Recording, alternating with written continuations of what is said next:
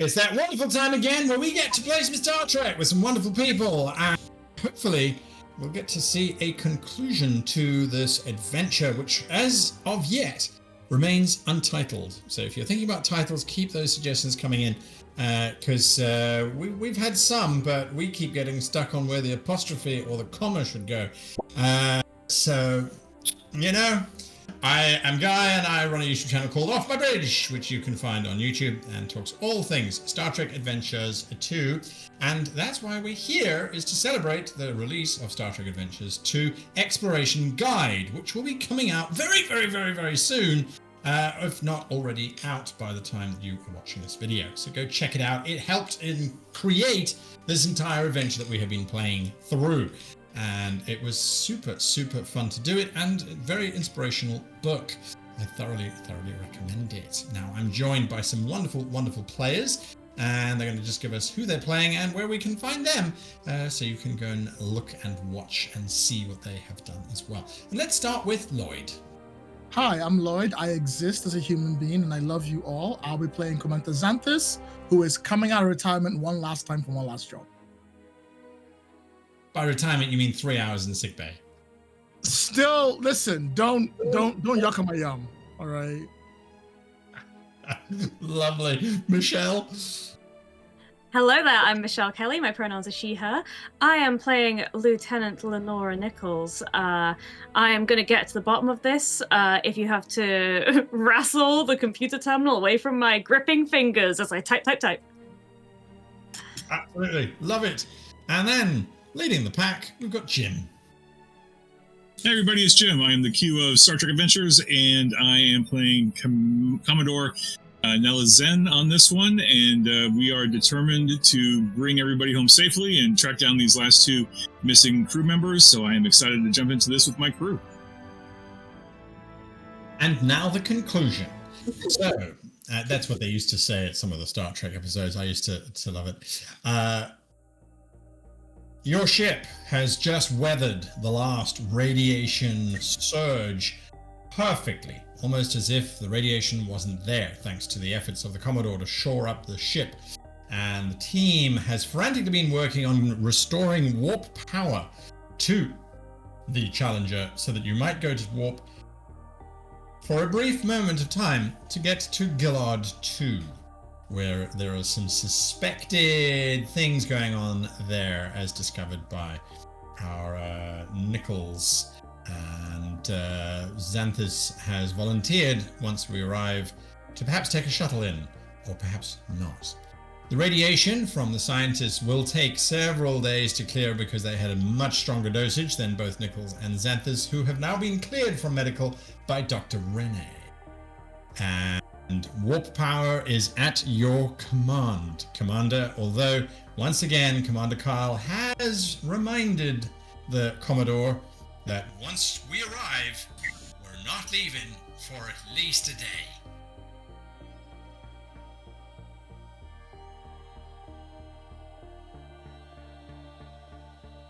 Okay, it's worth the risk, so let's do it. That would be helmsman, and of course, you're doing a warp jump within a solar system, which is considered to be particularly dangerous. So, Helm, would you please, to start us off, give me a daring plus con check, difficulty of 1. It is Nicole right now, right? Matthias, isn't it? It's Matthias, like, yeah, I get Matthias! All right, Wake up, Matthias. Okay, check me out. I got this. I have no. May I use one of those momentums that we've talked about? Yeah, I might as well. It's there anyway. Rule against supporting characters using momentum.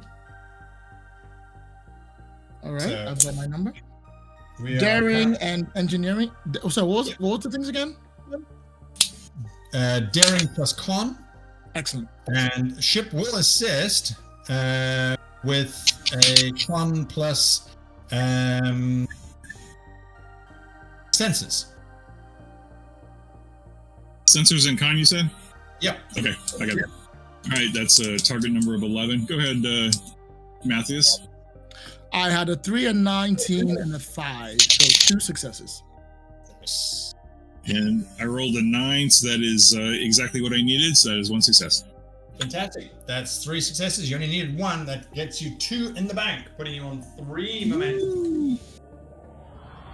And for those of you watching at home, 9 threats. 3 momentum, 9 threats. You haven't given me much threat this adventure, actually. Anyway, We're getting it's there. all good. It's all good. May I spend 2 of that momentum to position the ship in a way where the wave has to go past the planet to get to us? Oh, That way really? I can soak a good hit. Love it. Absolutely. Absolutely. So we will drop you down to 1 momentum, and all that I'm going to do there is I'm going to simply add to that trait that you guys have got ongoing. Currently it's a level 3 trait. We're going to just make it a level 4. Okay, nice. It's all contributing to the same outcome of keeping the ship safe from the radiation storms. And Absolutely. You put us into an optimal orbit, right? optimal orbit, Commodore. I hope my flying's been good for you. No complaints. Didn't get from nepotism. I'm important. Yeah. I'll even get out of my chair and give you a comforting pat on the shoulder. And I'll sit back there. Beaming, like, Yay! First officer reports, I have concluded the interviews with the senior staff of the observation station. I have very little to report, sir. It appears as if they were very intent on gathering as much data as they could on the unusual activity of the star. I have determined, however, something which may be of value. Commodore, the observation station was put in orbit around the 6th planet, which was the planet with the original proto-life forms on it. It was meant to be a long-term observation of the processes of that planet. It is of interest, I think, that within a week of the observation station going live, the first radiation storm, very much out of characteristic for the star, was emitted. And the frequency of those radiation storms only increased throughout the course of the next few months whilst the observation station was in operation. And the observation focus shifted from looking at the planet under normal circumstances to looking at how the life on the planet was coping with this additional radiation influx. It was of minor scientific curiosity. That's why the Starfleet allowed them to remain where they were. The intensity of the radiation, however, has been thoroughly increasing over the last few months.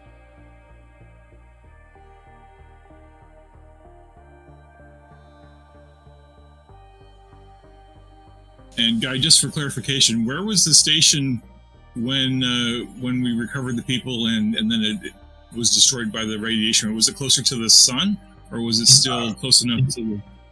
It was right at the edge of the system and basically right next to the final planet.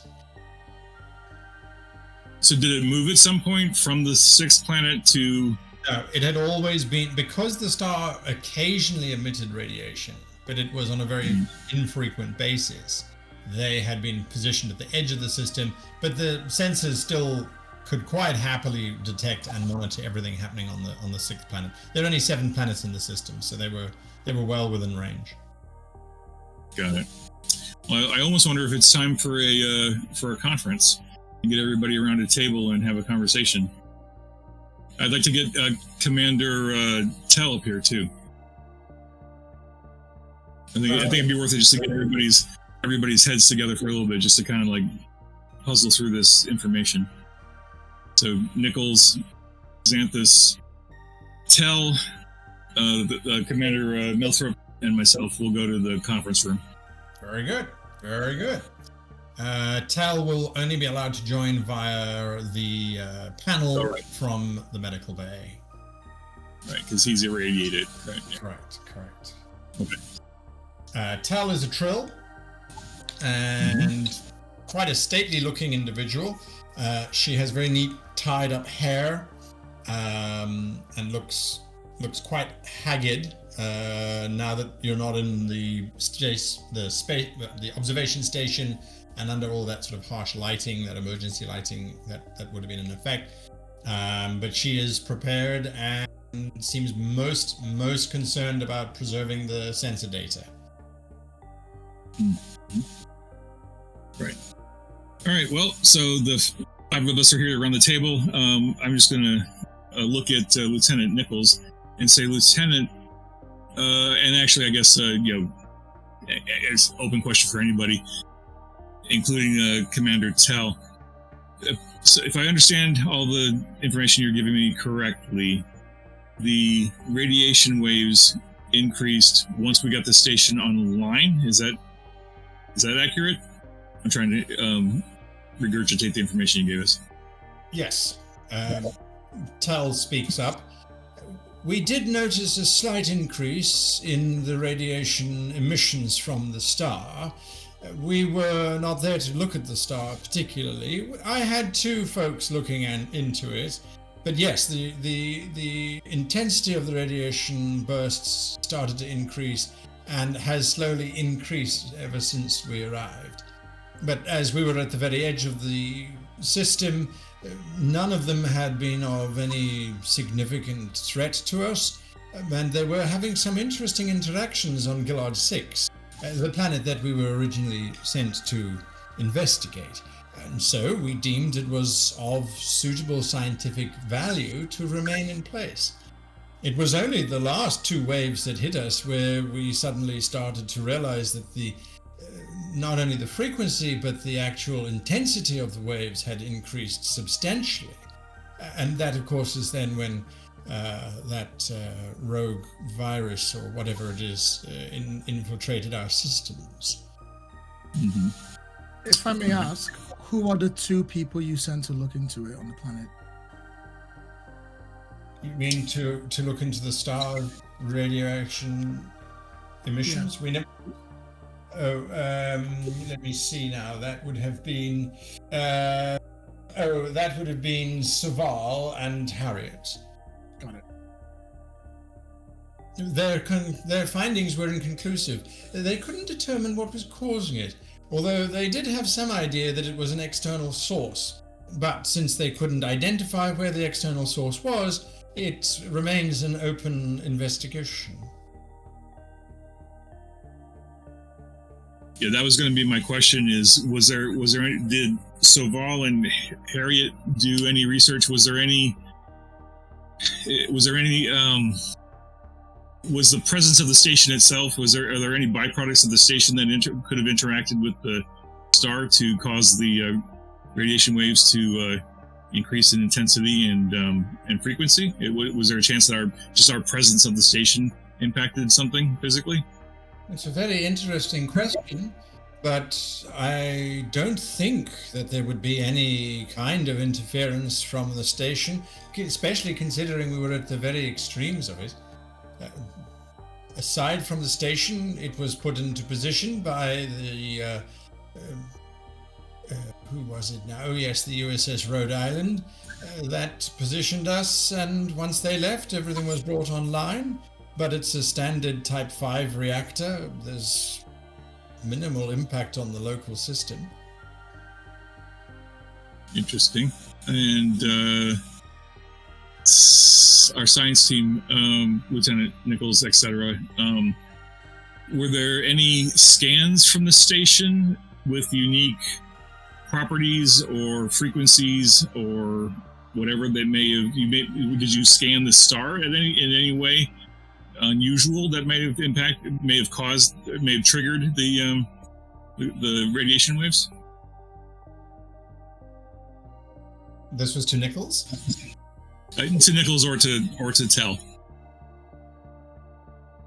Like science gobbledygook, is there something that the station or the team on the station might have done with a particular scan or a particular sensor package that may have triggered off a a radiation wave. Yeah, could I say that in the little time we've spent while I was stuck in the sick bay, that maybe I went through and tried to see if there was any activity which seemed to align with a change in the radiation or with these strange beings appearing? Was there anything that the observation station did prior to a change happening?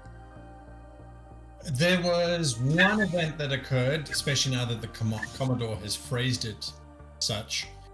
The station, the moment that they were in synchronous orbit of the solar system, they immediately launched a probe to each of the planets and to the sun. And probes arrived, sent out initial data, and that's when the radiation wave struck. It annihilated all of the probes, of course, and then arrived at the station. Interesting. Did we have anything from the probes that actually made it back before they were destroyed? Nothing more than the original survey by the USS Kent. They literally had arrived and were about to start their scans when they were taken out by the radiation wave. But considering that the system hadn't changed very much, Tal decided there was no point in sending out further probes. We had a limited number, and while even long-range scans determined that the system was in the same state it had been when the Kent did its survey previously. It sounds to me like these waves are being used as a protection device. Seems as though there's something here that doesn't want us here. But if that's what I was thinking about. With the greatest of respect, the only sentient species in the system is us. The Gillard 6's microbial life forms have not exhibited any form of intelligence whatsoever. Well, we met one more intelligence. Well, Locked you in a room? That's a computer program. I mean, it seems a little advanced. It was thinking for itself. Commodore, permission to allow SR11 to join us in this meeting conference. SR11 is the hologram? Is it SR11? I think it's SR11. That's the hologram. That's in the partition, right? I could. Lieutenant, is there any risk to the ship if we activate the hologram or make it interactive?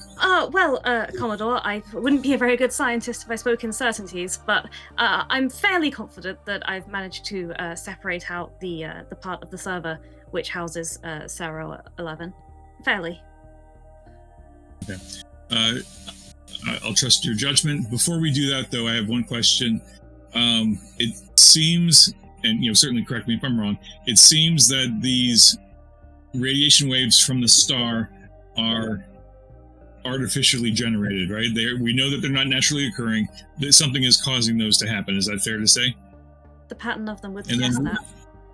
Yeah, and then Lieutenant Nichols, you mentioned in your report that the second planet, some of the volcanic cones are positioned in a way that is not clearly natural. So is it reasonable to suspect that those are probably, or is it reasonable to suspect that they may have been built or created or artificially placed by a sentient species of some form? It seems possible.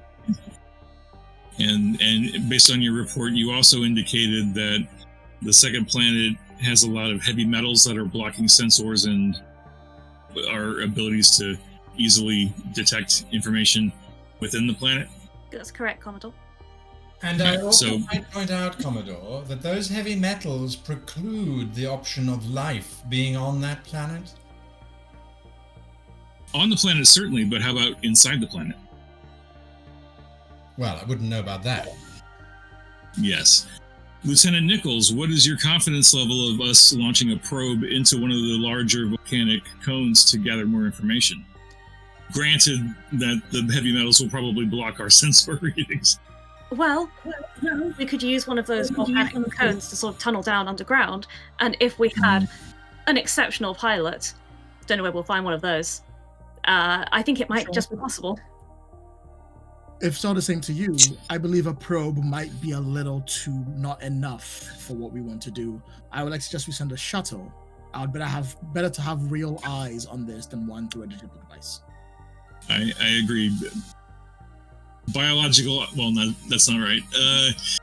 Boots on the ground, always better than a robot. Absolutely. Commander Milcrop.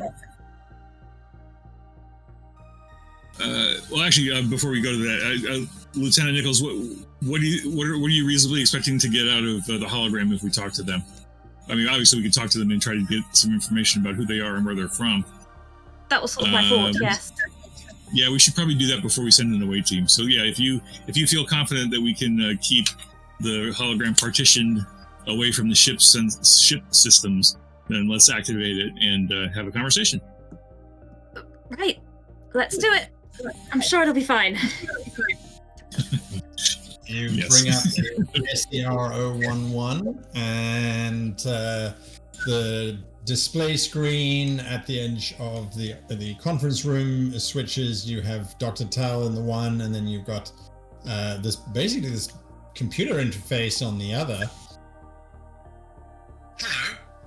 I'm here Hi. to say, this is strange.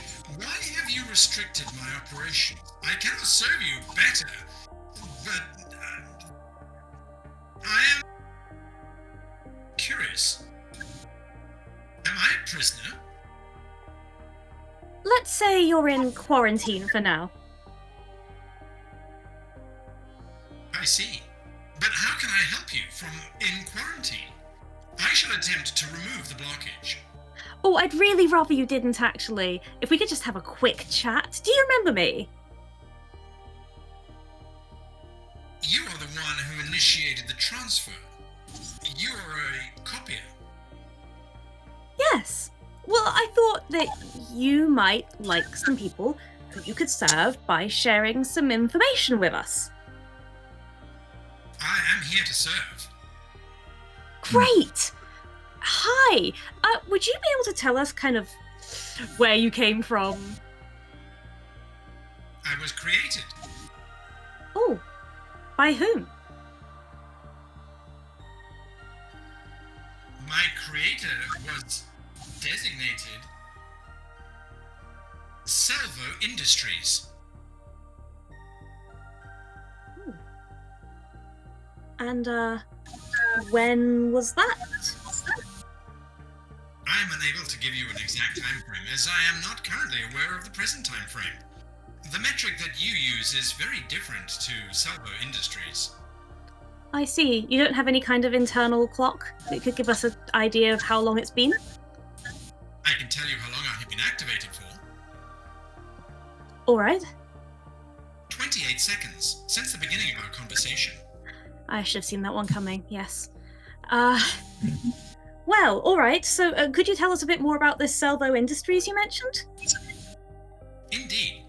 Salvo Industries is a leading manufacturer of service holograms. For all of your requirements, see Salvo Industries. Salvo Industries was established in 5531 and has been a major and leading manufacturer in service AI and holograms. Salvo Industries is built upon a family and trust. For more information, please ask your server for more information. Just Googling with one hand. Nothing coming up whatsoever. The date doesn't make any kind of, it doesn't make sense. SCR-11, please state the name of the planet Salvo Industries works on. The name of the planet? Absolutely. The name of the planet is Serol. I assume we are in Serol. Cyril? Well, run a quick search. Is there a Cyril in the Federation databanks?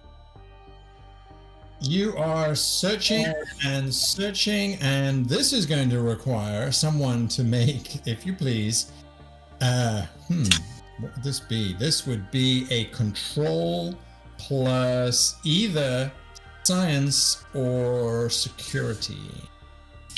Actually, sorry, scratch that. It's a control plus command.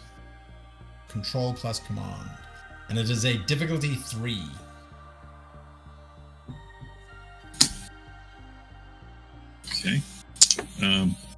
guess I'll run. Can the ship's computers help us?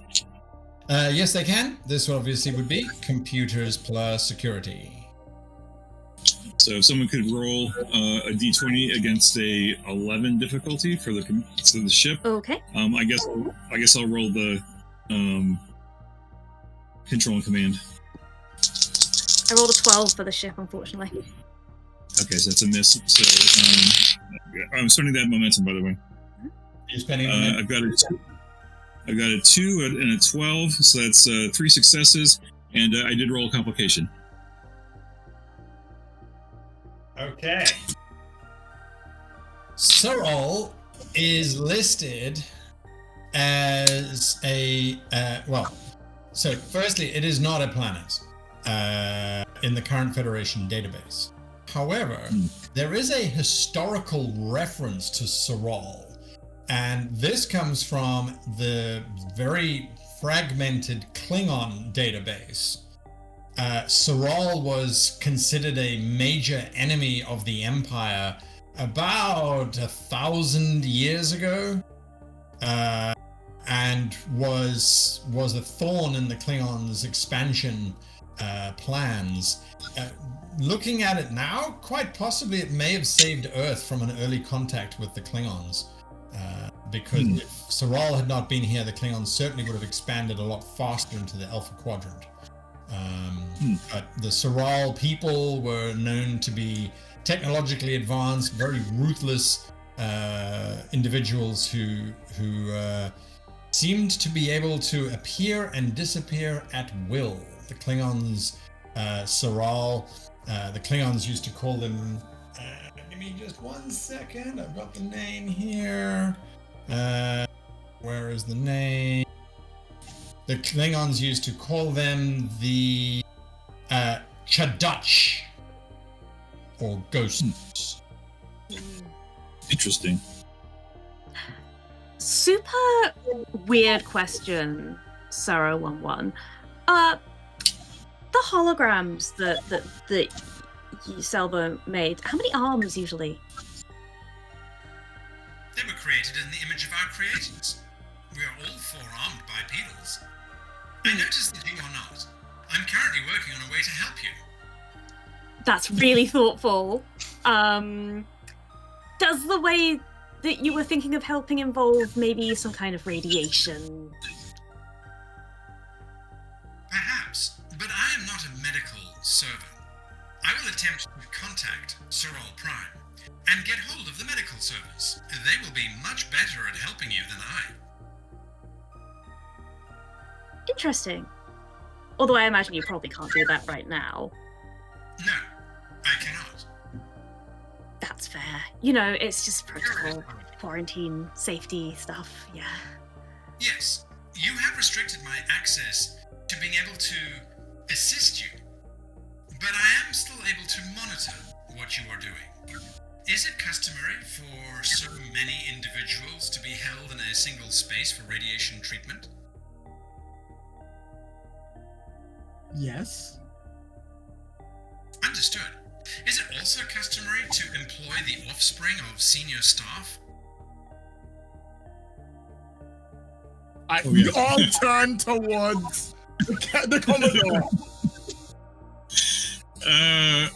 In certain circumstances, yes.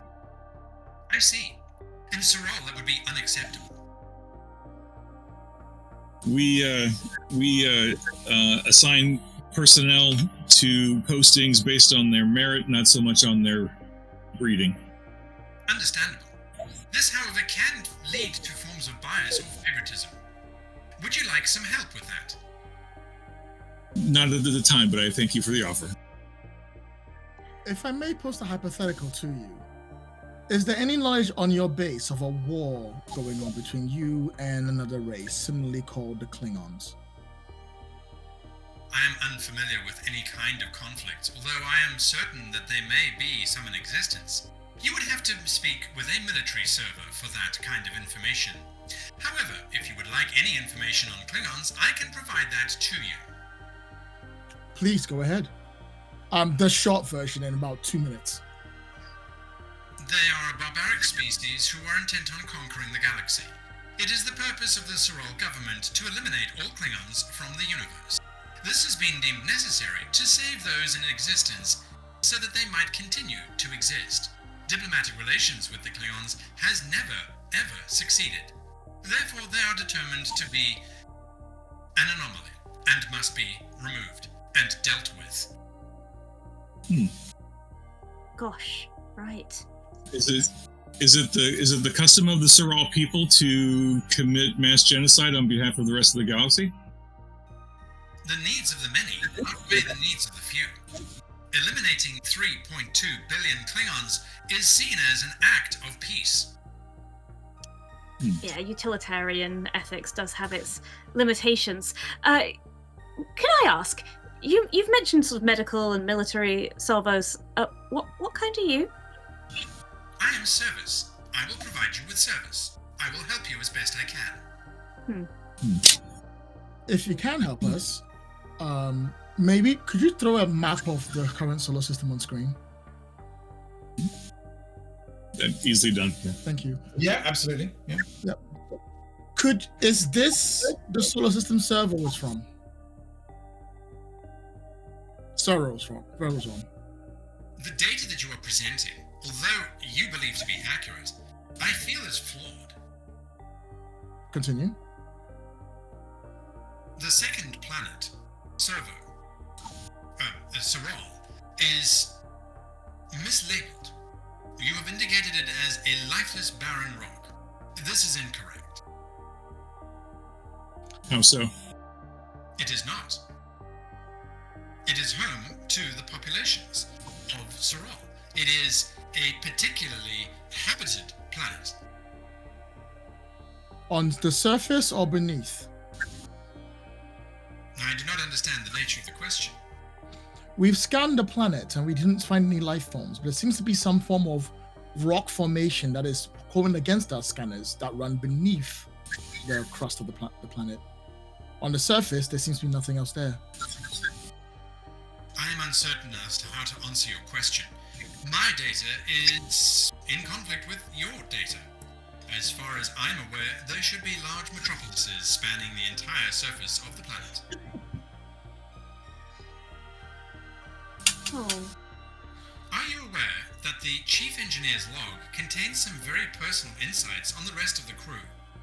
We should probably turn you off. It's been a pleasure talking to you. Have a great day. Please, if Nicole, if you could just... Yeah, really sorry, Sarah. I'm really sad about everything you're going through right now. We'll chat later. Would you please, Nichols, give me an insight plus science check very quickly, difficulty of 1? Yeah, sure. So 10 and a 16. The target was 13. So yeah, 1 success. Very good. You had partitioned SCR-011 to be isolated from the ship.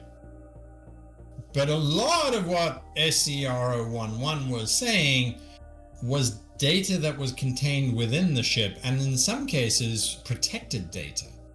Mm-hmm. So whilst SCR-001 might not be able to affect the ship, it certainly seems as if your petition may have had a small complication and allowed it to actually access the systems, just not control them, like on the observation station. Yeah, a little bit of a read-only situation. Probably not ideal. We should probably fix that at some point. Yes.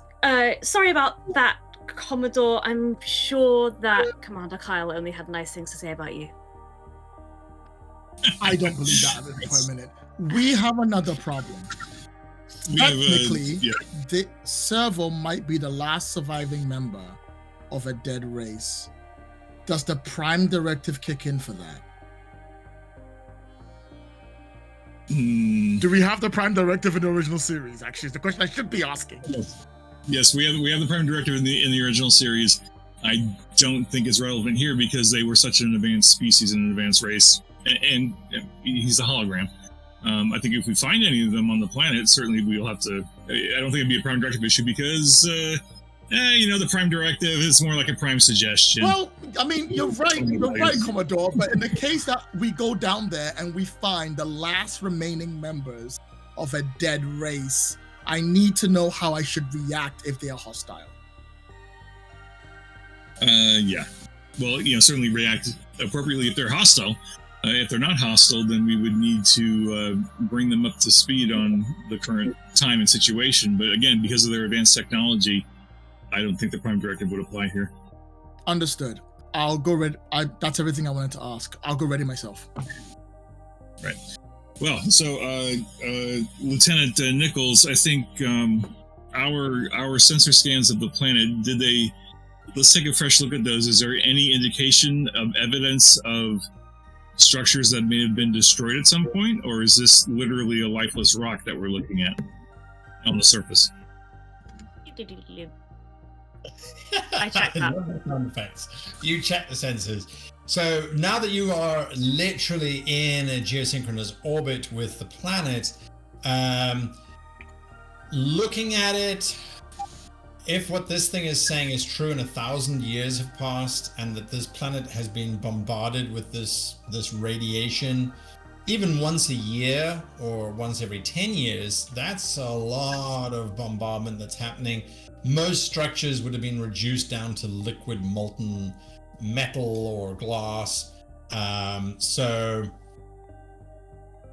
sensors are inconclusive. It doesn't look like there's any structures on the surface left. But it is one step closer to explaining why all of these cones are seemingly in a more symmetrical pattern than they should be. If they were like the hubs around which cities were built, or if they were at the edges of cities, that could start to account for things. Got it. All right, Commander Xanthus and Lieutenant Nichols, are you both cleared for duty? Are you recovered from your radiation? Ready as I can be, Captain. I mean, Commander. Right.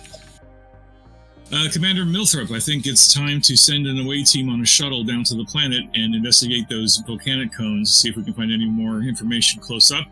And Lieutenant Nichols, I think, given that it's been helpful and I'd prefer it off the ship, why don't you take 011 with you? Oh, sure. Yeah. Just whispers. Captain. Field trip. Commodore. Gather your team. Go ahead. I might suggest that either you or I accompany the away team, given that there may be a first contact situation. That's fair. And this isn't the Next Generation, so I should go. All right, well, Commander, because I'm a player character too, dang it. Hell yeah. Why am I going to sit on the ship and watch you guys do all the fun? Right? Okay, so yeah, Commander, the ship is yours. Commander Xanthus, how do you feel about piloting down to the planet? I've flown worse ships. Hey, no, that's our shuttle. We're top of the line, My statement man. still stands. Your statement still stands. Fair. All right, Lieutenant Nichols, Commander Xanthus, Lieutenant Talau. Ensign Talau, Ensign Lenny. Let's take them all with us. Anybody else? So we should probably bring a medical officer. Yeah, true. Did we have a name for the medical ensign? We had Dr. Renee. I think she's Dr. Renee. Dr. Renee. Yeah. Dr. Renee, this is Commodore. Lloyd, you got me doing it. We don't have. Yeah. We got the flip phones. Commodore, doctor's name? Renee. Dr. Renee, report to the shuttle bay for an away team. Right. Okay. Yes, absolutely, Commodore. Yes. I don't have 80 people to treat. No, absolutely, right there. The needs of the service. All right, so the 1, 2, 3, 4, 5 of us, 6 of us. 6. Yeah. Yep, we'll head for the shuttle. Let's do it. Oh, and the partition with Servo 11. Oh yeah, our guy, little backpack. And I'll tell the first officer, obviously monitor comms as best you can on us. We'll probably lose communications once we get into the volcanic cone, and keep some gentle pressure on the engineering team to keep work on those engines. We may need them depending on if we end up meeting anybody and negotiations don't go well. We may need a quick out. Commodore, Understood, sir. may I suggest we take some pattern charges with us, along with some equipment, just in case we do need to do an emergency teleportation? Yes. Good idea. Good idea. All right. So you are on board this shuttle, and you depart from large docking bay and head down towards the planet's surface. The planet is remarkably bare. There is evidence of radiation burn across the surface. Great big pools almost of liquefied something, shimmer and shine, almost like melted glass, because that is in effect what they've become. But there are these titanic spires which reach up almost half a kilometer into the atmosphere, and most of them are circular in nature, as one would expect from volcanic cones.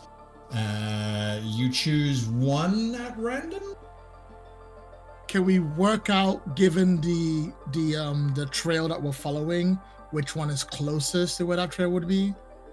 I do appreciate that kind of suggestion, and absolutely, yes, you can. Now, I am going to turn this into an extended task because time is not on our side here, and there's some interesting things that are going to be happening. So your extended task, you are maneuvering the ship. Could I ask, Jim, do you have the shuttle stats handy? Whilst you're looking for that, sure.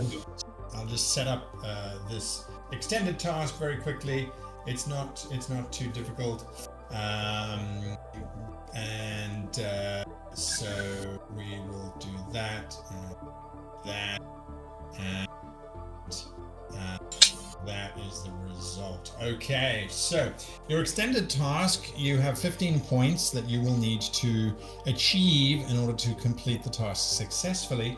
For those of you who are not uncertain how extended tasks work, I will ask for a specific skill roll, a task check. When you complete that task check, there is a difficulty that you have to overcome. At this moment in time, the difficulty is 1. And once you've succeeded that, your department that you use, that is used to reduce the 15 count. You're trying to get that 15 count to 0. So if you use a department of 5, it reduces the track by 5. However, there might be some resistance which will impact your result. So instead of being a 5, if it's a resistance of 2, for example, you would then only reduce it by 3, the 2 being deducted from the 5. At the moment, resistance is 0. Every time you fail a check, unfortunately, something will happen, which we will find out as you guys start your descent. So to kick us off, you are trying to find the caldera, which is the entranceway into the volcano. And for that, I would ask, and anyone can make this roll, but it's up to you who gets to do it.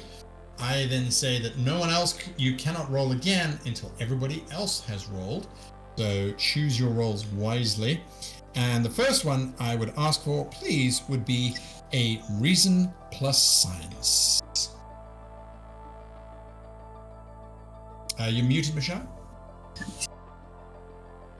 I was just saying I'm terrible at science, so no, I will go for it. Can I use my testing a theory ability, which says when I'm attempting a task using engineering or science, I get a bonus D20?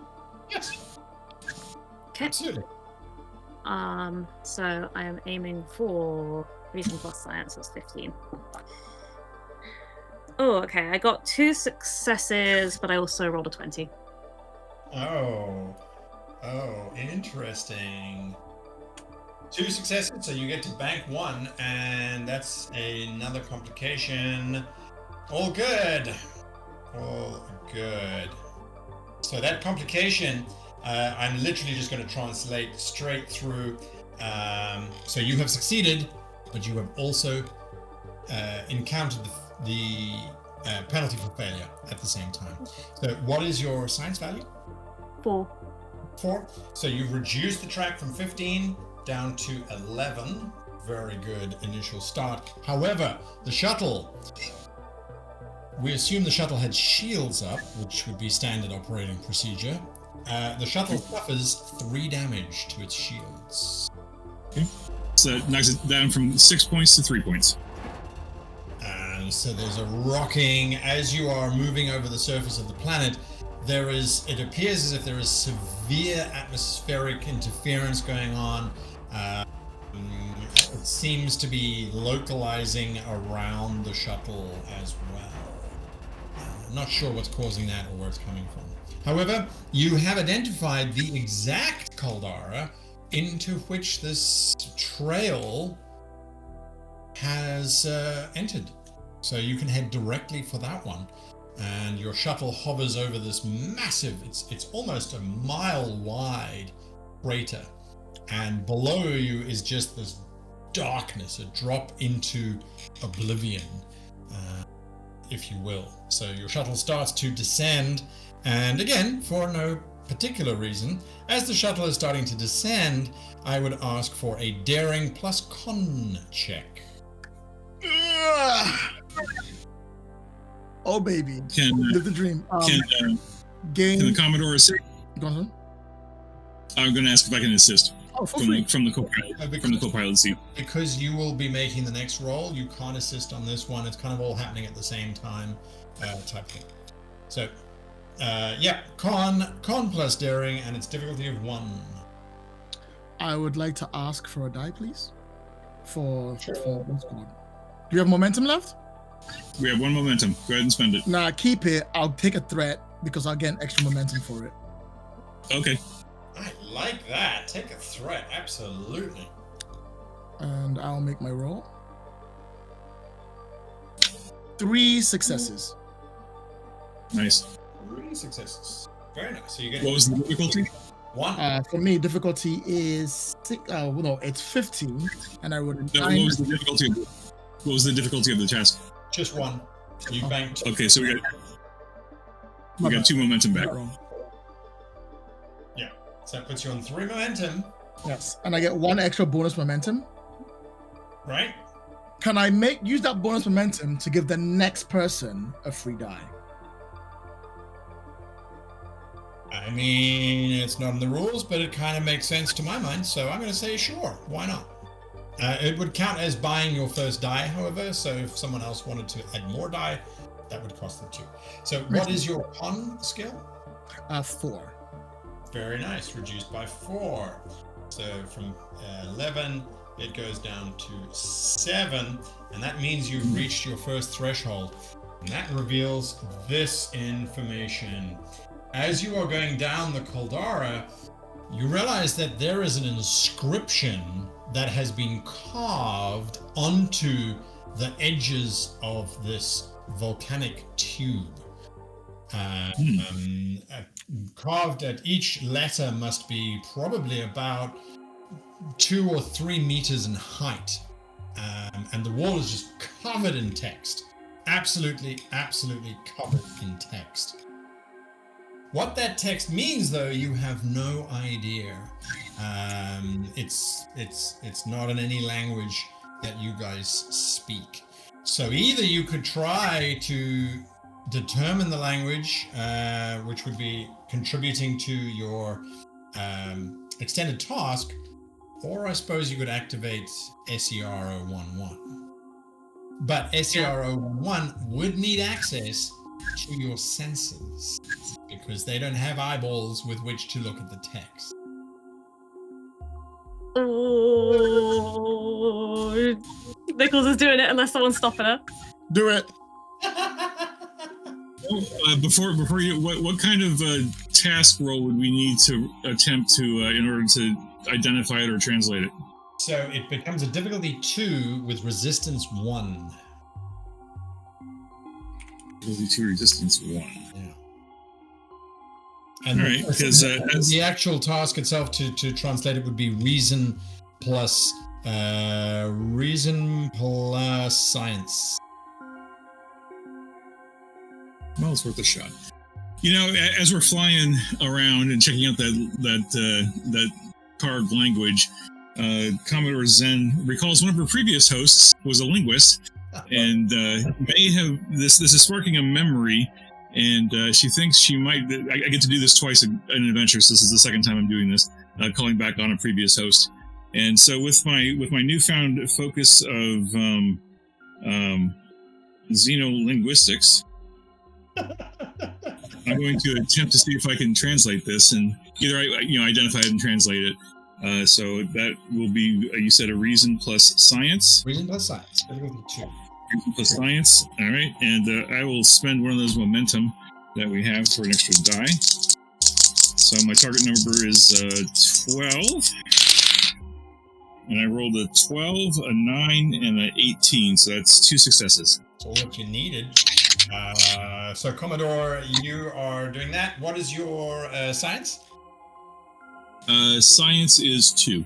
So with resistance 1, resistance knocks it down to 1. So you're dropping from 7 to 6. However,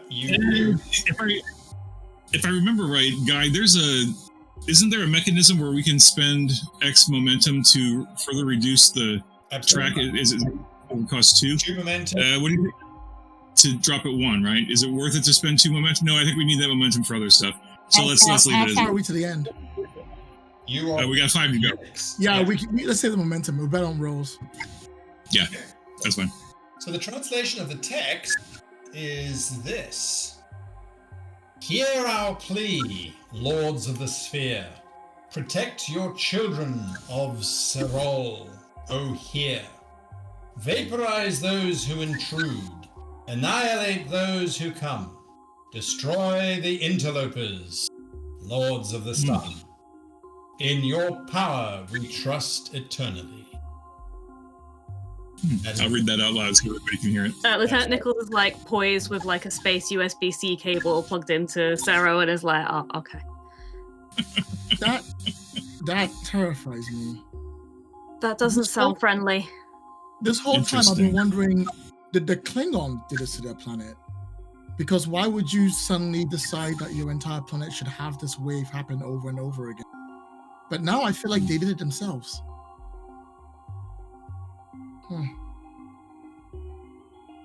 We'll find out more when we get there. Whee!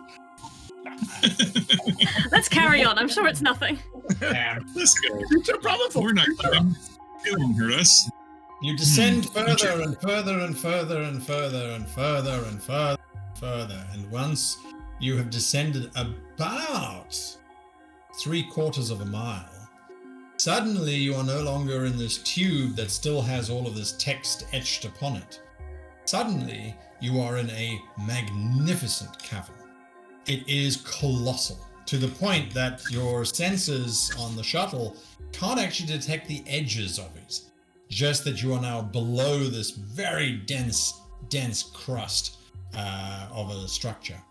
And below you, about another half mile, there are structures everywhere. The sensor boards light up with buildings made of composite materials, all kinds of things just light up beneath you. To determine, however, exactly what is where in this jumble of information, I am going to ask someone to please give me a daring plus security check. Oh wait, we've all gone, right? We've all gone. So anyone can go. I'll take it. Nice. I'm like, information coming in 1 second. I turn on sensors, I push the button, I go whoop, and I start putting it all up on screen. Very nice. Difficulty 2. I'll use on the momentums. We did save it for a reason. Roll dice. Ugh. I got 2, but no. Well, I also got a 20. It's all right. It's okay. It's okay. It's all fine. We got more shields. We got more shields. It's fine. Yeah, sure. So, do you want to convert that into a third guy, or are you going to use that? No, I'm going to use it. Okay. So you've achieved the difficulties. What is your security value? 5. Nice. So even with the reduction of 1, that puts you on 4. That puts you in the new threshold, and you only have 2 more points to go, which I think is very, very achievable. The difficulty remains 2. The reduction now goes up to 2. I don't think that's going to stop you. However, your ship does suffer 3 points of. Actually, you know what? You were being so kind and giving me threat. I think I should spend some of that threat. So it's actually going to do, let's say 3, 4. It's going to do 5 points of damage as I spend 4 threat. 5 points of damage to the shuttle. What does that do? So that wipes out the shields, and I would think gives us a breach. It does indeed. Roll a d20. Anyone can roll a d20 randomly to see where that breach is. Anyone? Michelle, do you want to give us a... Yep, it's a 4. Breach of 4. I think that senses. I don't have it immediately at hand, so we're just going to say it is 2 sensors, unless someone wants to look it up. But sensors have suffered a breach. The structure of the shuttle is only 2 or 3 or 4, right? Say that again? The structure of the shuttle, how many breaches can the shuttle sustain? Well, it's a scale 1, so it can sustain 1 breach. Okay. One after that destroys it. So don't fail the next roll. Good advice. Yeah, I'm here to help. Here to serve. How much threat do we have left? 6. Cool. Yeah, but I won't be that mean. They said. He said, knowing that we've got like 20 minutes left. No one said this was a happy show. Anyway, so you have managed to identify. There are 3 areas that light up as being of significant energy output or consumption. You have identified what arguably looks like a power core. You have identified what could be some kind of data processing facility. And then you've also identified what definitely looks to be a kind of like a photonic radiation center, similar to the stuff that Nichols has been talking about, but it's highly, highly damaged. But those are the 3 things that stick out. All right. I'm holding the ship steady. I'm like, I've got 3 locations, Commodore.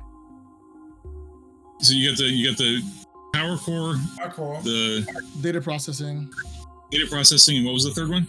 Holographic emission control. Holographic emission. Any life signs? So to answer that question, you will need to give me a daring plus science check, whoever has not yet rolled.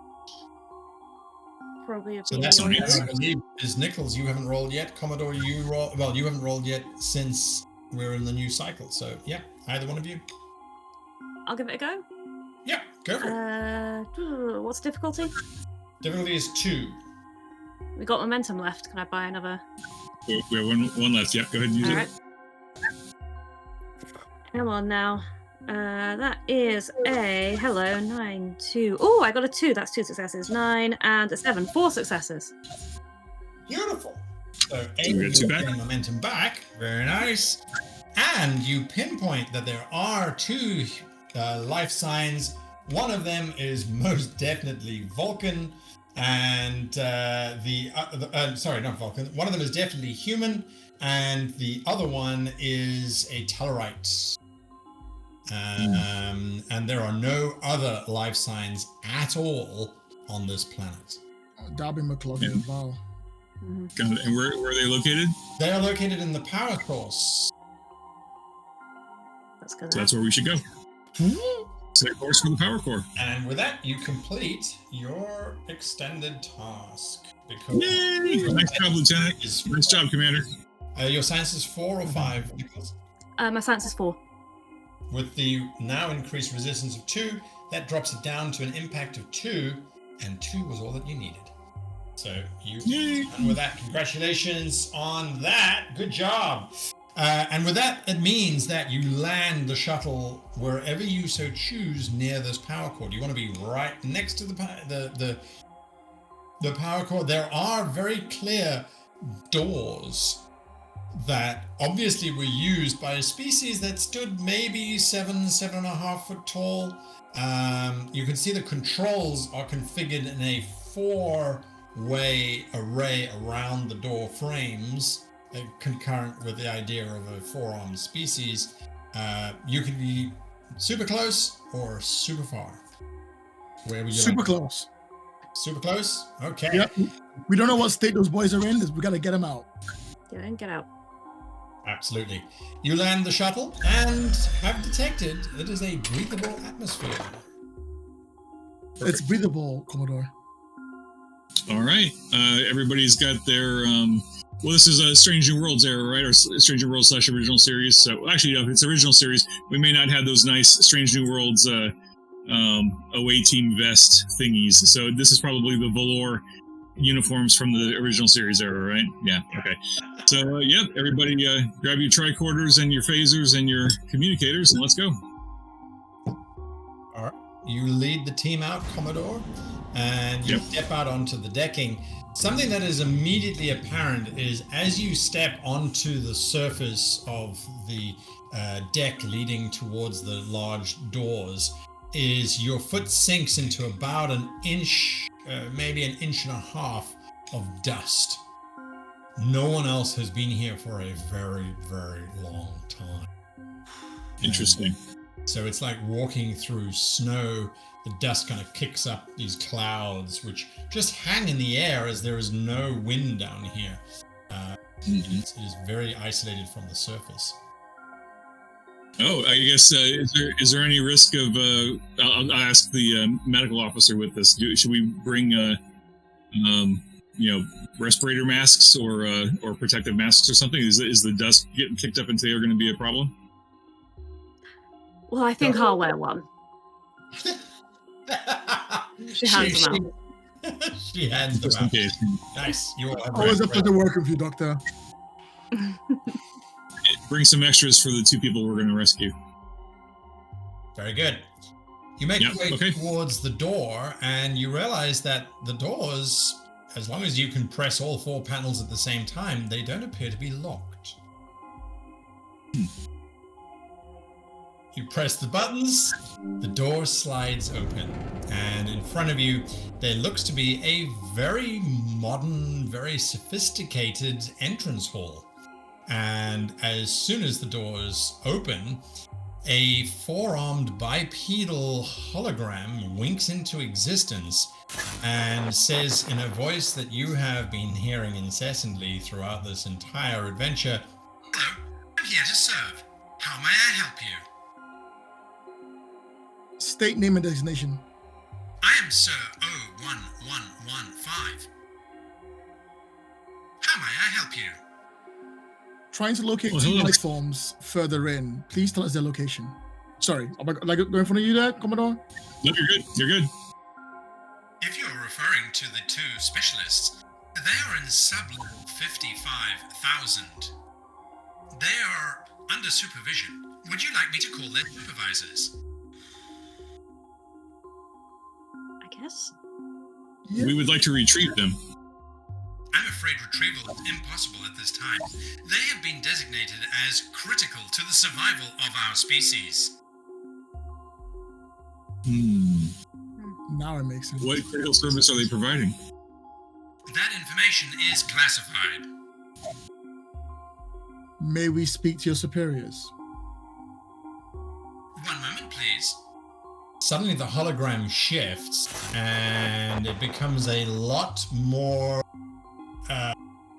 bulky, from musculature developing. The clothing style changes from a very simple tunic to suddenly very, very elegant looking modern blast armor. And the individual looks down at you, and you kind of get the sense that they're a little bit irritated that you are here. State your purpose.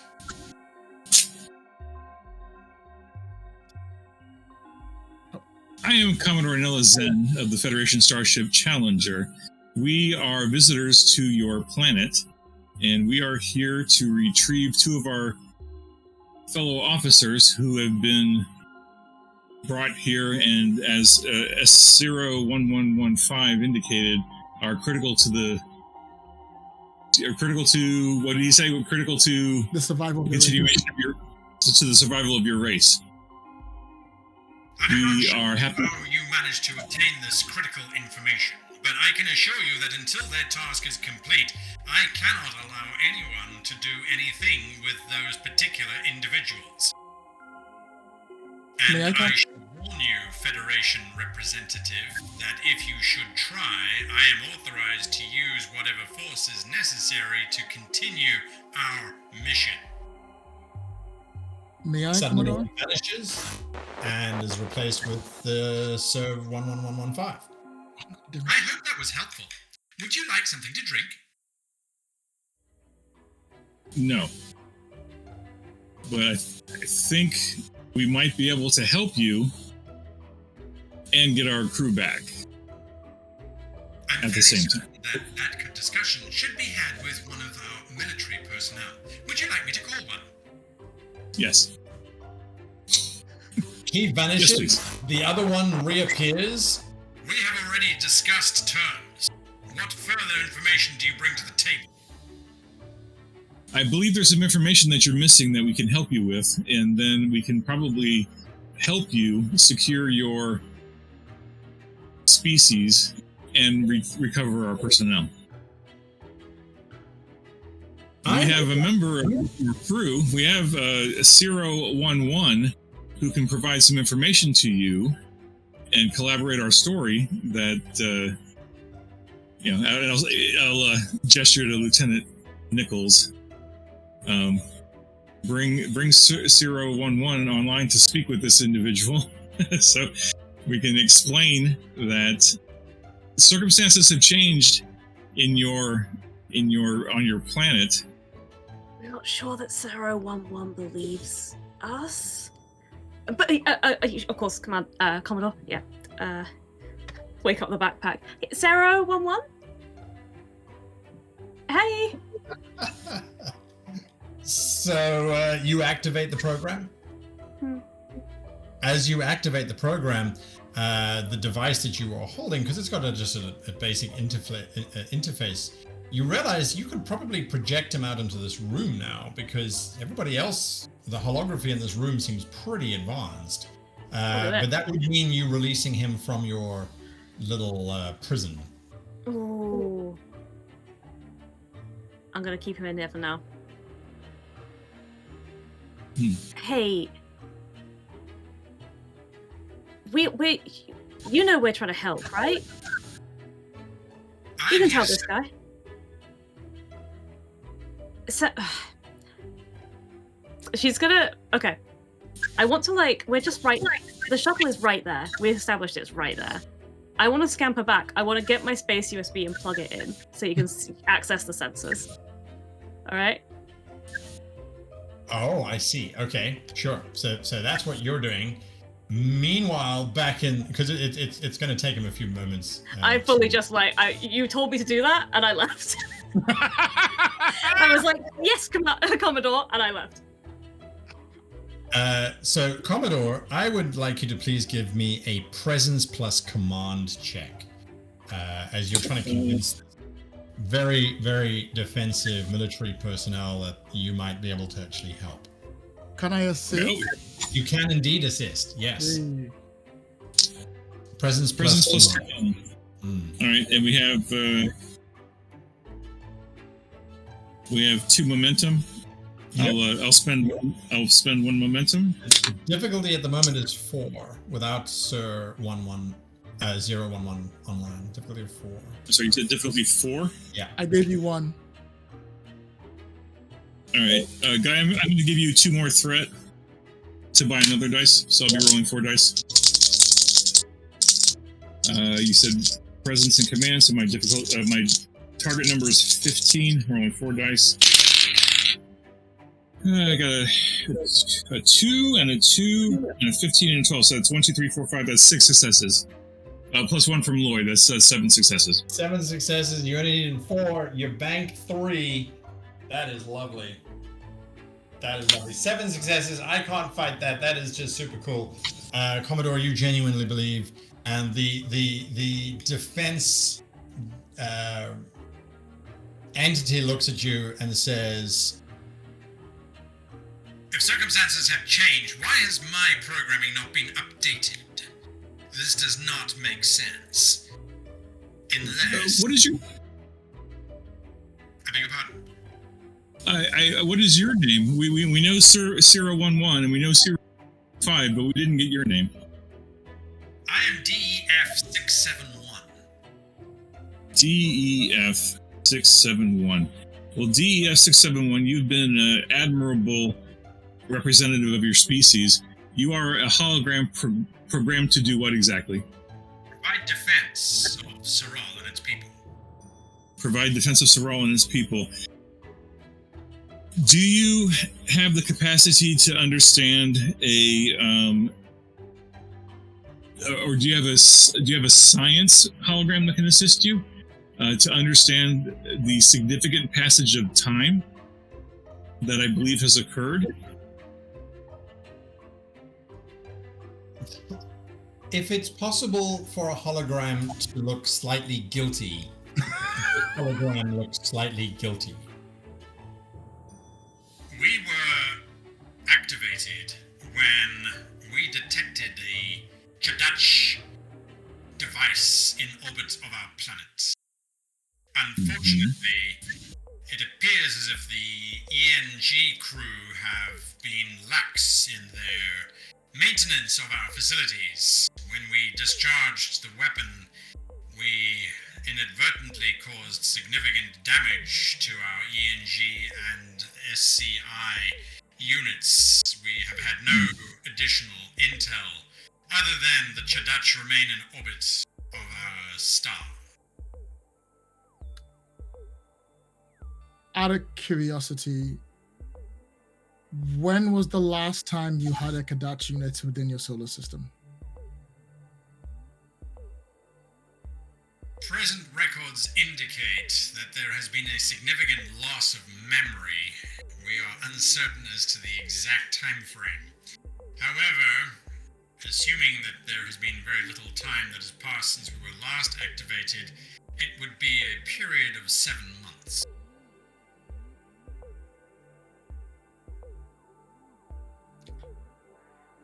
If I may,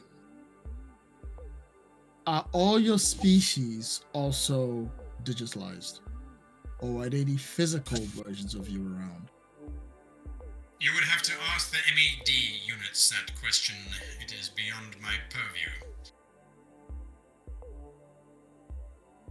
You would like to summon an MED unit? Could you get both of you here at the same time? As you wish. Suddenly they can only be described as a doctor appears, slightly balding, very calm, peaceful looking, four-armed biped. Please state the nature of the medical emergency. No! Close enough. I'm having flashbacks to the other episode. All right. Oh, may I? Yeah, go ahead. I'll go. Excuse me, ED unit, what's your designation? I am MED 512. Could you tell me if the people of Sarol are biological or digital? That is an odd question. Of course they are biological. We did a scan upon this planet and we haven't seen any of them. And we did another one closer here. There's no life signs other than us and the 2 engineers working down there. Where are your people? Meanwhile, on the shuttle, you have plugged Sir 011 into the shuttle and given them access to the sensors. And the rest of the shuttle, too. But hopefully, just the Xanthus. I'm not sure how I can help you. I'm not a psi unit. SER011, I'm really sorry. But just look. Just look. This is... Aside from yourself, the Commodore, Commander Xanthus, and several others. Yeah. We're on Serral. They're gone. SER011, there's no one left.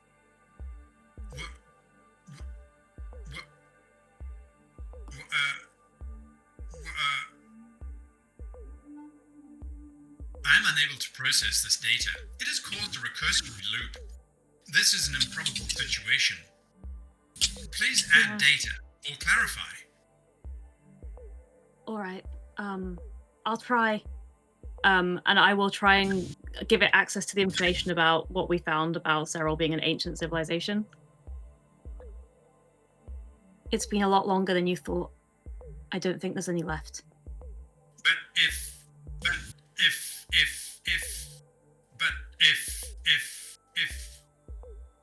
this has caused a recursive loop in my logic systems. I am here to serve. If there is no one here to serve, then I have no purpose, and yet I am here. Therefore I must serve. But there is no one here to serve. So who do I serve? But because I am here to serve. But who must I serve if no one else is here? Well, I guess there's two options. You could try serving your own needs. That might be a big jump from where you are right now. In the meantime, maybe you could help us to get our friends out of here. I am here to serve. I will help you as best I can. How may I help you? Do you think you could convince the scary military hologram to let us go get our friends, or to bring them to us? I suspect I could transfer the data I have discovered so far. Okay, tell them sorry though, okay? We are sorry. I shall inform them of that. You will need to release me from the confinement that you have placed me in. Yeah. Okay.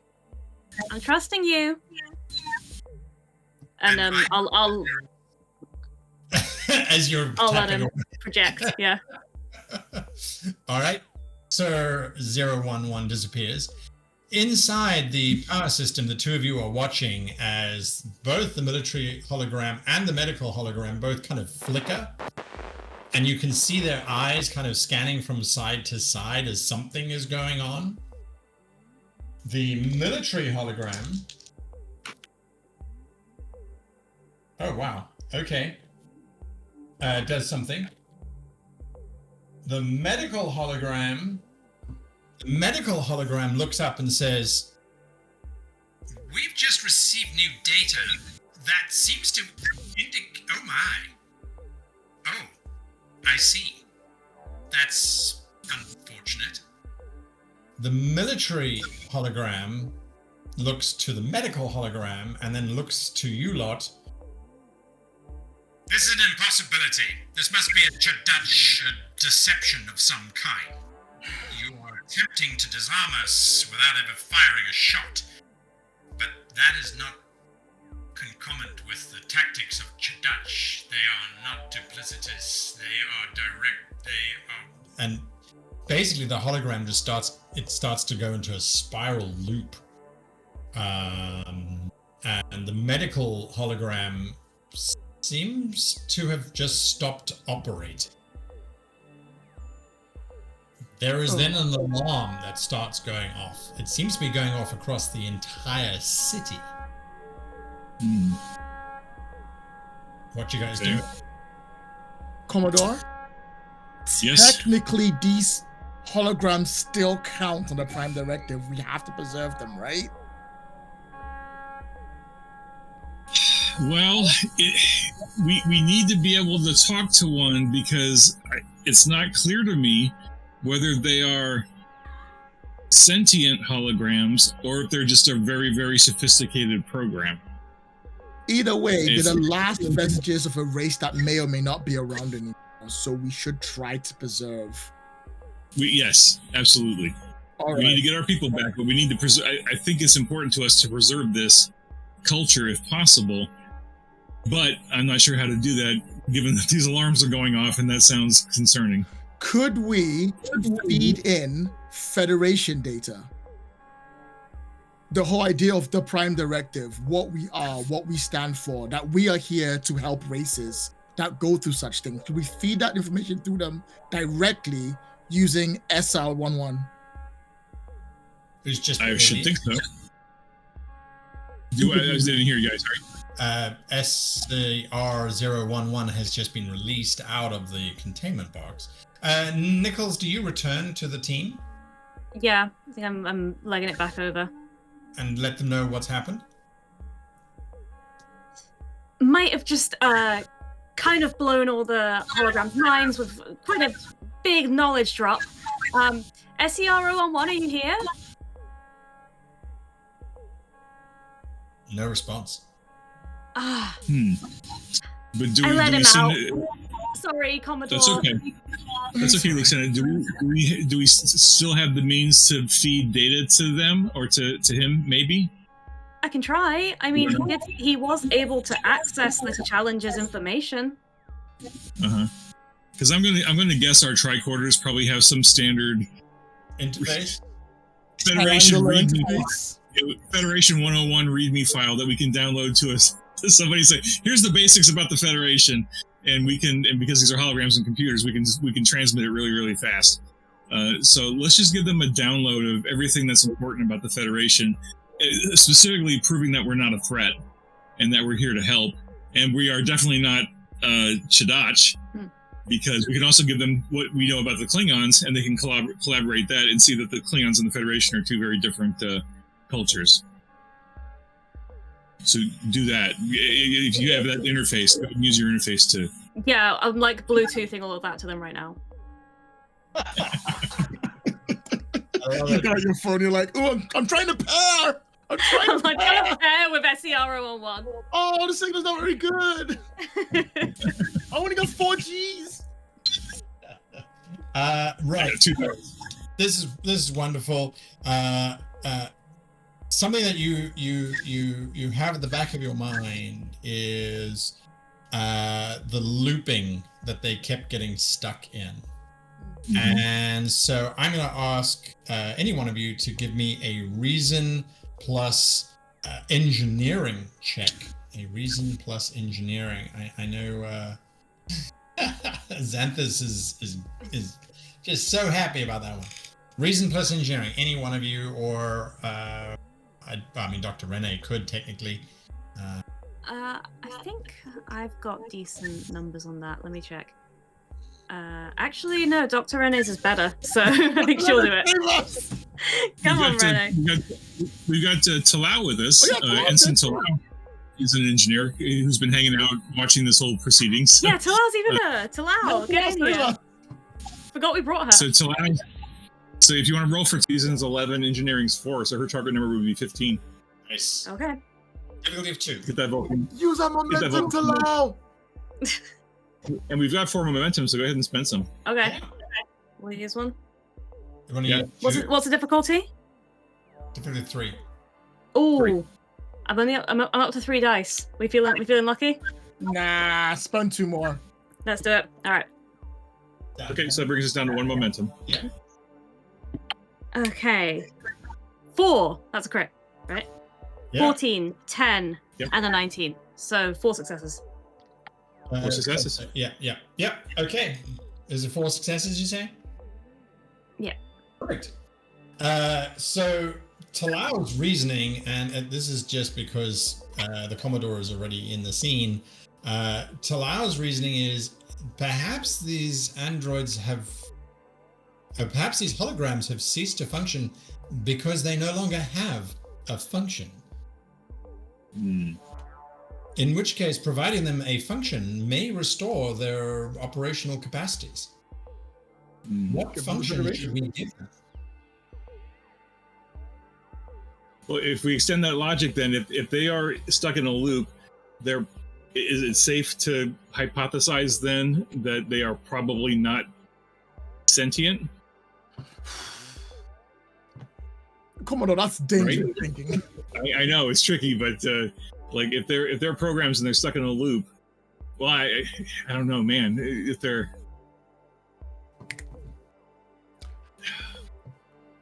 Lloyd, If they can't serve, can we have them remember? Because that's a purpose. That instead of them serving people, they serve the people from before and remember everything that came from before. So instead of becoming crazy, explosive, hitting things up, we become historians instead. there you go. SCR-011, what if instead of serve, you preserve? Nice. Talal looks at you, Commodore. Logically, it's unwise to attempt to ascertain sentience or not without understanding their core programming. However, I might point out that certain humans can get stuck in a particular emotional state, which could be analogous to being stuck in a recursive logic loop. That would not suddenly remove their sentience. As to providing them with a preservation nature rather than a service nature, it would still give them a function. That, I believe, would satisfy the loop conditions.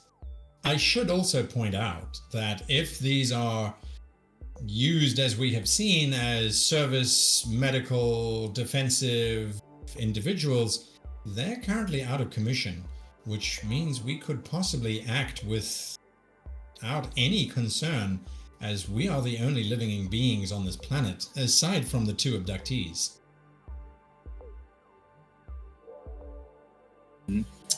Yeah, Lieutenant Nichols, I think your idea was right. Let's see if we can.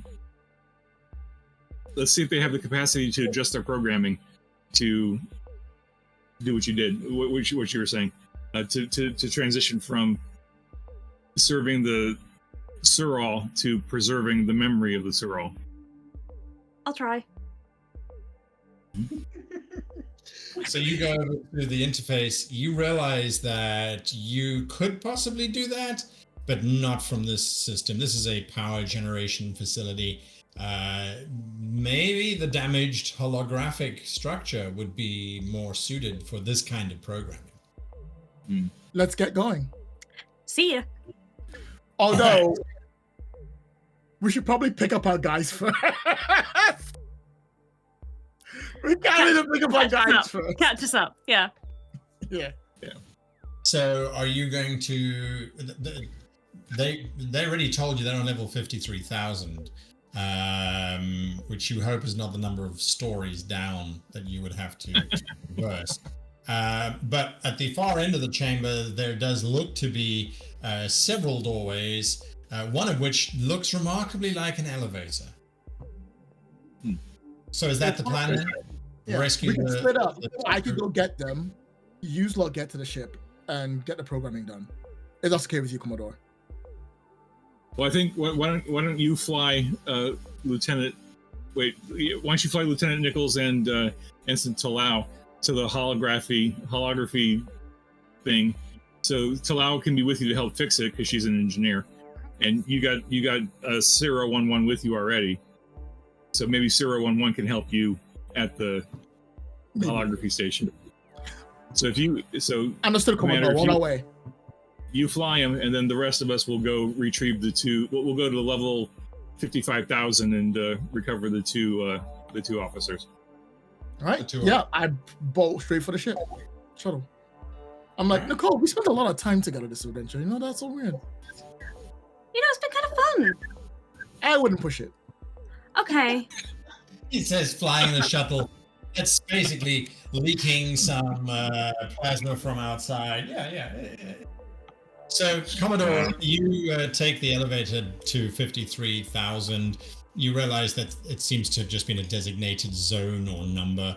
Because you're in the elevator for no more than a minute, it opens up and there is a colossal scale engine. It kind of looks like a warp core in terms of it's got pulsating lights and things. And you can see frantically moving around the lower section a human and then a Tellarite, and they seem to be conferring most frantically. The moment the doors open, they both look in your direction, and they are surprised and overjoyed, and then immediately concerned. Okay. And I got Lenny and Dr. Renee with me. Exactly right. So we'll approach them and I'll say, so Vol and Harriet? McLaughlin and Vol, sir. Oh, okay. I may have the names wrong. Okay.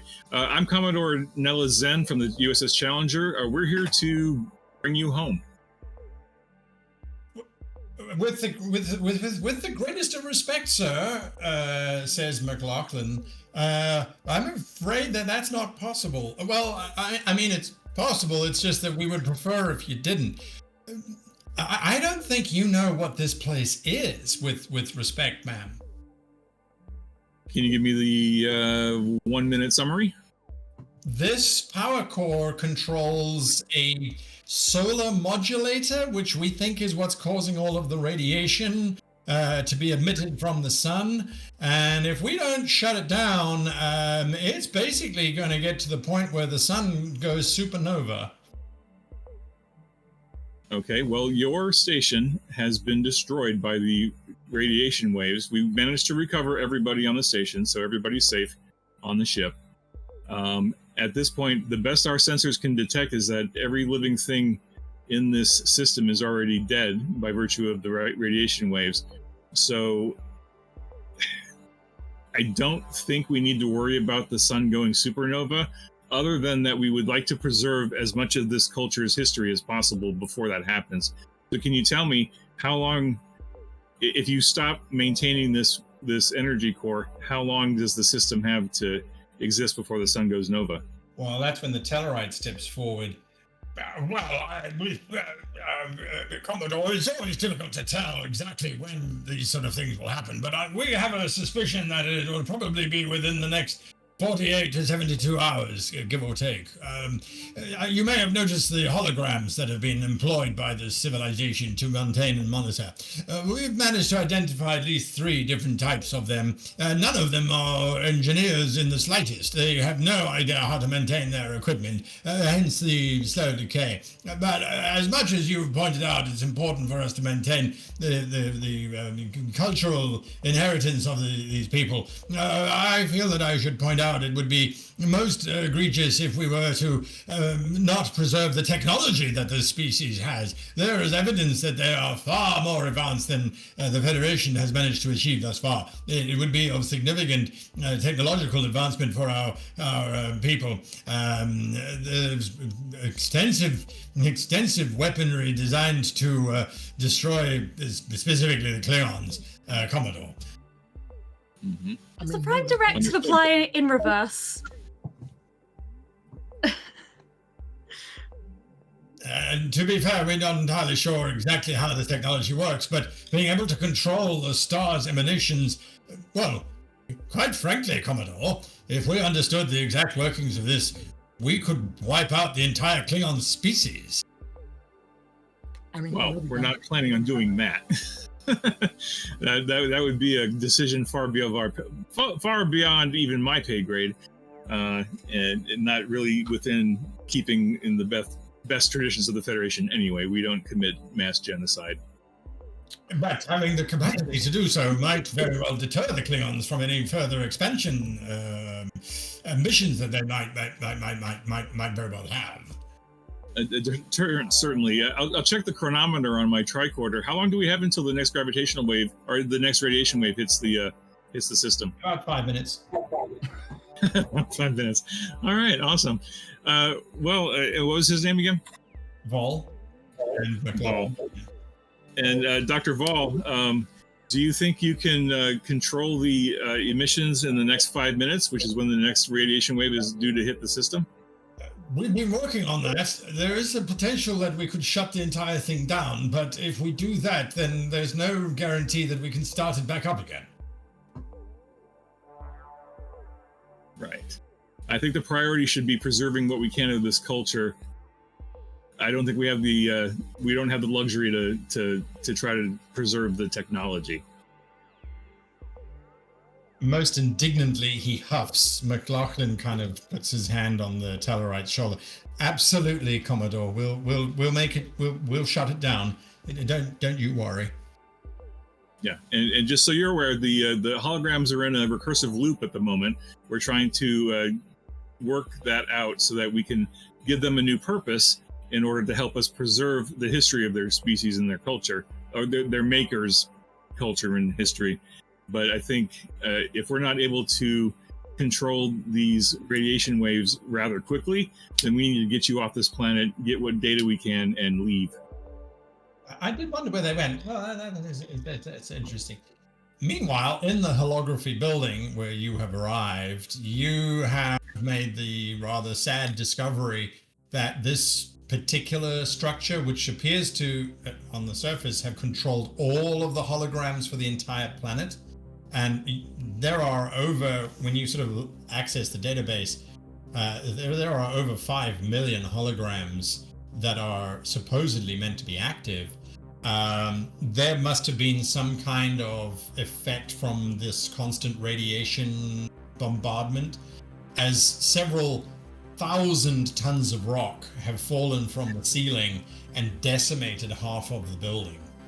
The databanks for the engineering holograms, as well as for the scientific holograms, is buried under millions of tons of rock. It's gone. You will be able to add your programming in. That shouldn't be too difficult, but the damage is quite extensive. So are you going to go? I guess we should do what we can with who's left. It's not just the biological pieces of these species that have been largely wiped out. All right. I would ask you to please give me a control plus science check. Okay. Difficulty Are we out? 3. We're out of momentum now, aren't we? You got 1 left, I think? Spend it. 2 left. Okay.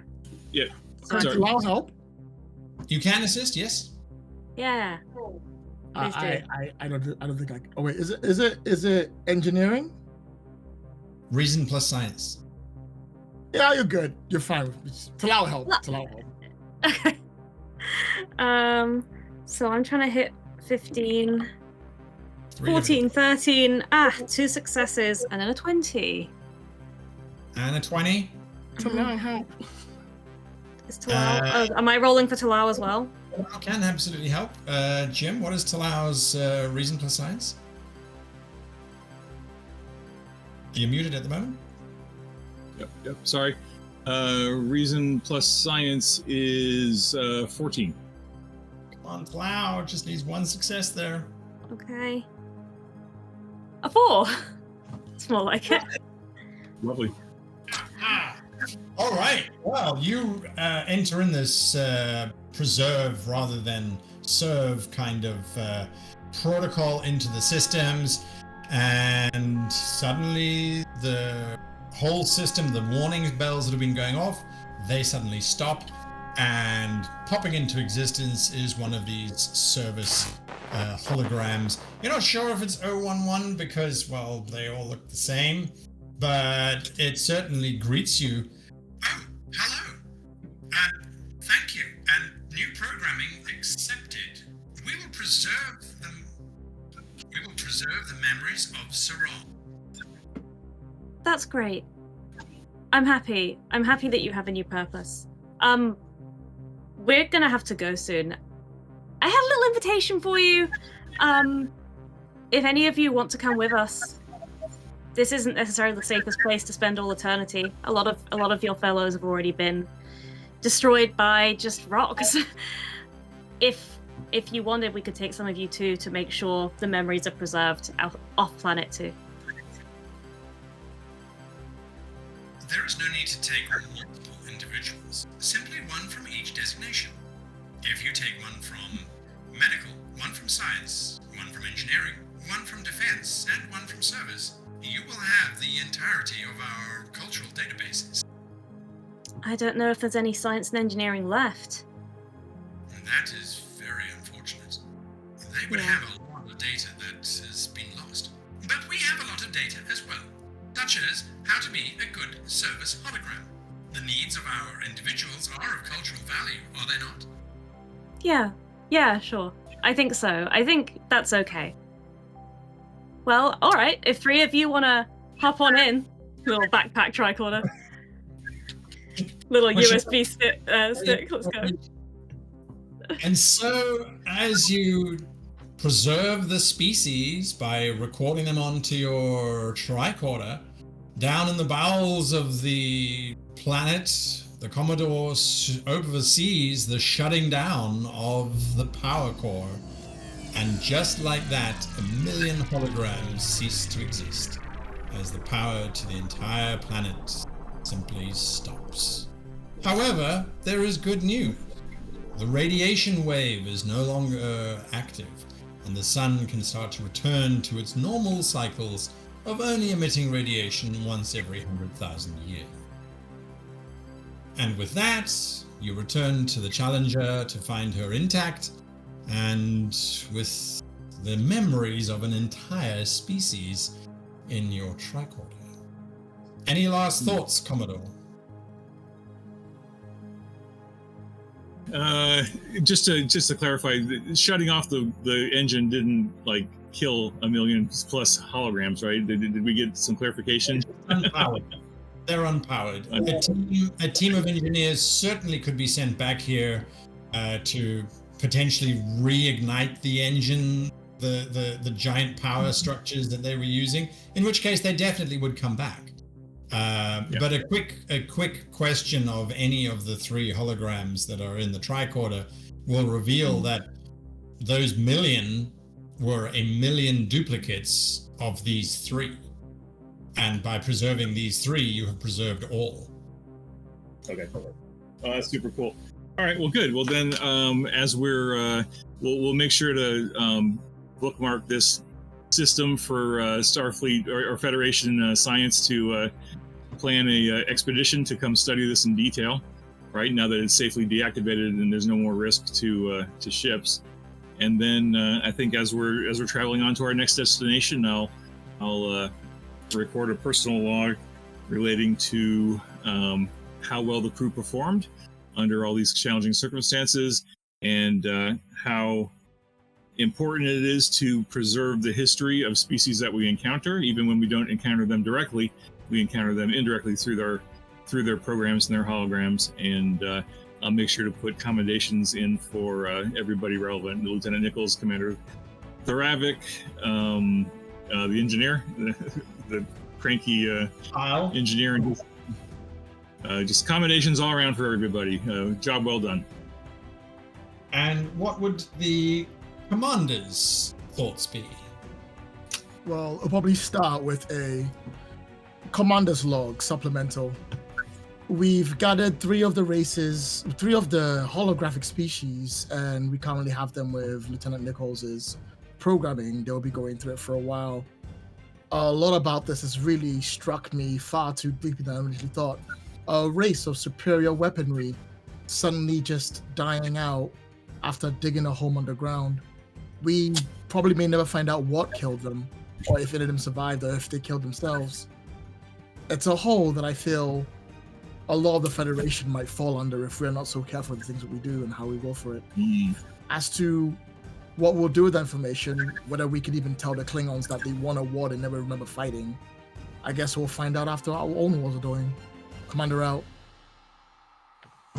Nice. And Nichols?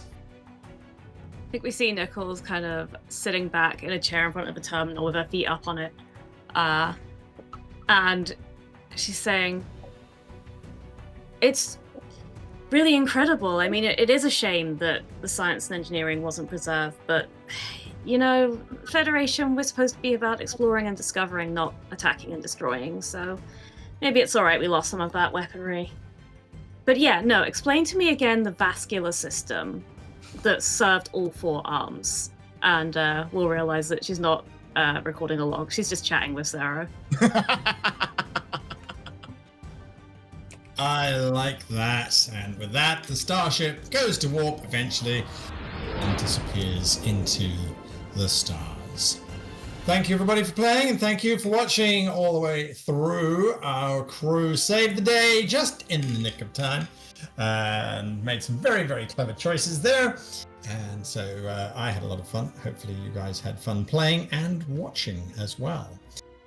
And of course, we are promoting and celebrating the launch of Star Trek Adventures 2, the Exploration Guide, which by now is very, very, very close to coming to a store near you or being available online for you to go and order a copy. And it's well worth it. It came up with this entire adventure. Yeah, and I thought it was a pretty cool adventure. I don't know. Let's find out. Lloyd, where can people find you, and what are your thoughts on the adventure? I am on some social media somewhere. Who knows? I guess somehow. I believe in you. If you want to find me, you'll find me. I had a great time. It was really fun playing through something that seemed to generate something so small and it becomes so large in the space of like 3 sessions. Thank you much for running. Absolutely. Jim. You can find me on all the Modiphius socials for the game. So Modiphius Discord, the unofficial STA groups on Facebook, Reddit, etc. Not hard to find if you are talking about Star Trek Adventures. I'm also on my own YouTube channel, and you can also go to scribeandnetty.com to follow me and my writing. I thought this was a great adventure, really fun, and I came together with a nice sort of first contact at the end, and a little bittersweet to know that the entire species has been wiped out, but that their memory lives on. So I think we can all hope to have that in our own, in our own personal stories, right? It would be nice to be remembered. So good to have that message. Absolutely. And to you, Michelle. Hello, I have been and remain Michelle Kelly. I'm an actor, singer, voice actor, and you can find me trying my best to preserve civilizations so they don't become lost. You can also find me at Michelle Acopter on the socials, or over at EUphoria Actual Plays, an actual play studio dedicated to uplifting the diversity of talent across the UK and Europe, where I am a staff member. Thank you so much for having me on this adventure. I loved it. I loved unraveling that mystery and coming close to danger, but always being fine in the process. It was so lovely to play with you all. One breach away from the shuttle exploding. It's fine. The only hit point that matters is the last one. That's true. That's true. The last. Just don't crash into it on the way out when you're flying out, Xanthus. Yeah. No. Not after all of those wonderful end logs. My name is Guy, and I run the YouTube channel Off the Bridge, where I talk about all things Star Trek Adventures 2. So you can find me there. And we have come to the end, I'm afraid to say. So until the next one, watch this space for more, because there's gonna be more. Absolutely. Anyway, from all of us to all of you, I wish you long life and happy gaming. Be well.